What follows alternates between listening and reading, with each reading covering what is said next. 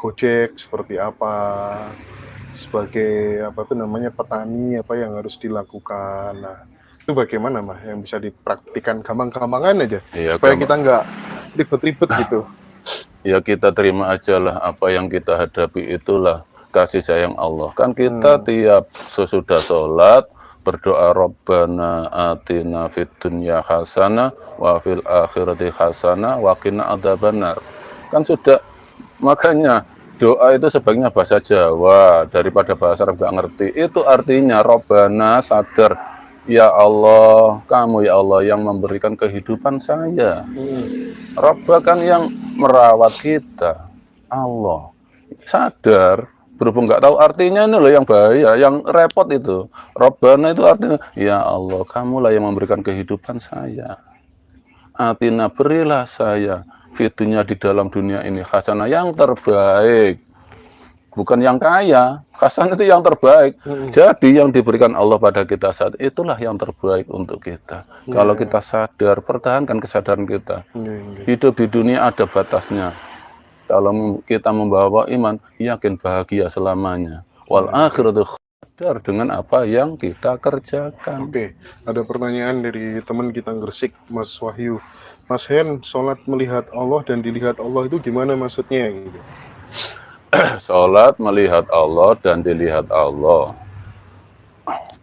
Ya kembali ke Al-Qur'annya, as-sholatu lidzikri. Sholat itu menghadap aku, zikir pada aku. Maksudnya bukan kita melihat dengan mata, kasat mata, tapi seluruh hidup kita, jiwa raga kita, hadapkan ke Allah, serahkan hidupmu ke Allah. Itulah seakan-akan kita melihat Allah. Dalam kelakuan sehari-hari sholat itu seiringan dengan takdir kita itu sholat. Tetap pandang Allah, jangan pandang selain Allah. Di takdir apapun, Allah yang menghendaki. Allah senang sekali dijadikan kambing hitam. Dikala kita berjalan ke sandung batu, memang Allah yang mentakdirkan ke sandung. Jadi nggak sakit hati dengan batunya. Dikala kita usaha diberikan gagal, misalnya bertani gagal, habis ikan kita, terbawa oleh ombak, kita tidak usah menyalahkan ombaknya, tapi Allah mentakdir banjir dari laut. Allah yang menghabiskan, bukan ombak. Semua itu diwujudkan oleh Allah sebagai perantara untuk menghabiskan apa yang kita miliki. Tapi sejatinya Allah lah yang menghabiskan. Kita kembalikan. Qul huwallahu ahad. Nomor satu kan Allah. Nomor satu kan Allah. Dikala kita mempunyai anak yang sangat kita sayangi, diambil oleh Allah, pandang Allah. Kalau kita memandang anak kita, hancur hati kita. Karena kita cintanya pada makhluk, tidak cinta Allah. Maksudnya cinta Allah apa? Iman kita. Cinta iman kita. Jangan terpancing dengan makhluk sehingga hilang iman kita. Memandang, katanya Allah nggak adil. Katanya Allah nggak adil, anak satu-satunya diambil. Kalau Allah menghendaki mau apa? Sadar ya Allah, kamu ya Allah yang mengambil anakku. Anakku dari pemberianmu, kamu ambil lagi. Silahkan ya Allah. Ridho. Barangkali bisa ditegaskan kembali Mbah No, ini dua pertanyaan terakhir. Yang pertama tentang wudhu daim dan yang kedua tentang sholat daim. Monggo Mbah No. Yang dinamakan wudhu di dalam Al-Quran adalah membasuh muka, tangan, kaki, dan sebagian kepala. Yang dinamakan suci itu bukan karena basuhan air, tapi basuhlah hatimu dengan kerelaan ke Allah, kesadaran ke Allah. Hati yang dibasuh dengan kesadaran, dengan iman, yaitu dikala kita memandang apapun, nikmati pemandangannya. Nikmati pemandangannya, tapi jangan hilang sadar kita bahwa itu ciptaan Allah. Jangan hilang iman kita, terlena dengan yang kita lihat. Dikala kita mendengar sanjungan cacian apapun yang masuk dalam telinga, Itu semua suara Allah yang mengizinkan suara itu kita dengar. Jangan sampai menghilangkan iman kita. Basuh hati dengan iman, dengan sadar. Itu Allah yang menghendaki. Dikala kita bicara, ini Allah yang memberikan bicara, ini Allah, bukan saya. Saya diberikan Allah bisa bicara, saya nggak bisa apa-apa, demi Allah, saya nggak bisa apa-apa, saya di sini atas kehendak Allah, saya nggak bisa apa-apa. Saya nggak ingin dipuja orang, saya tidak ingin sama sekali, demi Allah. Inilah suci, lillahi ta'ala, saya menyayangi, ayo, mari kita iman, mari kita berketuhanan, sayang. Saya sangat sayang kepada terutama masyarakat Indonesia. Mari bertuhan. Membasuh sebagian kepala, otak, apapun yang dipikirkan kita, angan-angan kita, silahkan. Berangan-angan ingin kaya, merancang pekerjaan cita-cita, memang harus. Tapi kembalikan kesucian hati kita, semua terserah Allah. Saya hanya punya angan-angan, punya cita-cita, memang harus. Wa maladuna kakak anak kata isu abadan, raih dunia, seakan kamu hidup selamanya. Kembangkan usaha, tapi begitu ada kegagalan, itu sebagian kepala, tangan, apapun yang kita kerjakan. Apapun yang kita kerjakan, inilah kehendak Allah.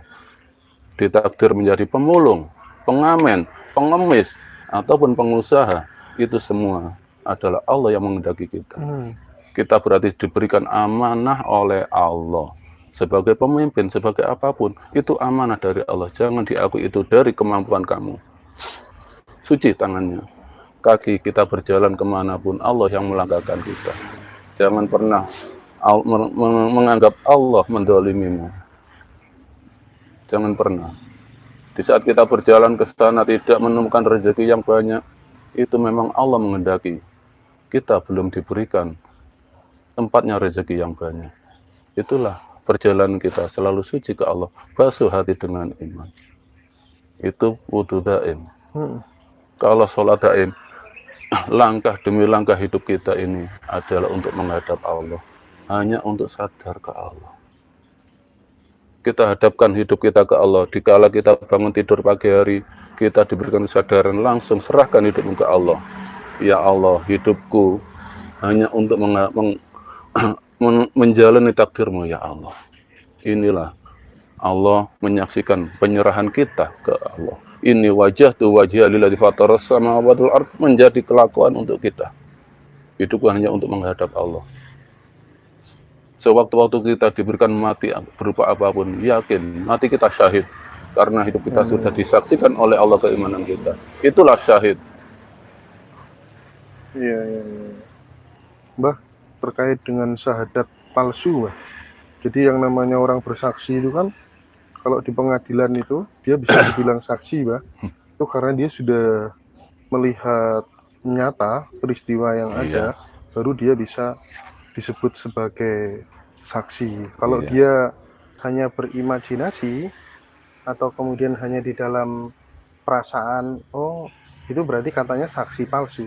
Nah, kalau bersyahadat dengan Tuhan yang disebut dengan apa, supaya kita tidak bersaksi secara palsu, itu bagaimana, Pak? Iya, syahadat adalah kalau umumnya orang bersaksi.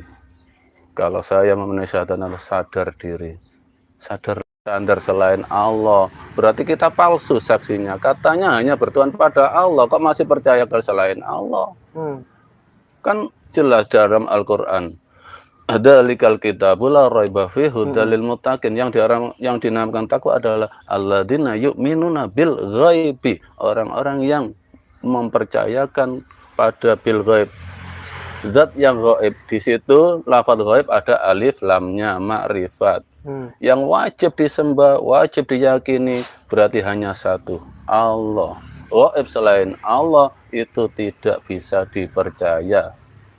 Jadi kalau memang mengatakan asyhadu alla ilaha illallah masih bersandar pada amalan, kalau tidak mengamalkan ini, kalau tidak mengambil syarat ini, kalau tidak dihitung gini akan terjadi ini, berarti dia tidak bersyahadat. Berarti dia bohong dengan syahadatnya. Wa anna Muhammadar Rasulullah, itu ikuti. Saya bersaksi akan mengikuti kelakuan Rasulullah. Nah, kelakuan Rasul, sunnah Rasul itu ya Al-Quran itu sunnah Rasul, bukan ucapan Rasul. Kalau ucapannya itu dibentuk kitab hadis, terbentuk hadasana, diceritakan cerita-cerita turun-temurun berapa ratus tahun. Yang dinamakan sunnah Rasul itu kelakuan Nabi seiring dengan turunnya Al-Quran. Al-Quran itu wahyunya, kelakuannya itu sunnah Rasulnya berupa ayat-ayat itu. Oke. Ya, udah terjawab semua teman-teman. Saya kira cukup ngaji kita kali ini bersama Mbah No. Terima kasih banyak Mbah No atas pencerahannya. Rahayu. Mudah-mudahan bermanfaat untuk teman-teman. Sekaligus saya mengumumkan besok tanggal 12 tim Ngaji Roso akan meluncur ya, berangkat ke Bekasi. Di sana ada acara sarasehan dengan Mbah Harjo, dan lanjut kita akan ke Pangandaran dan ke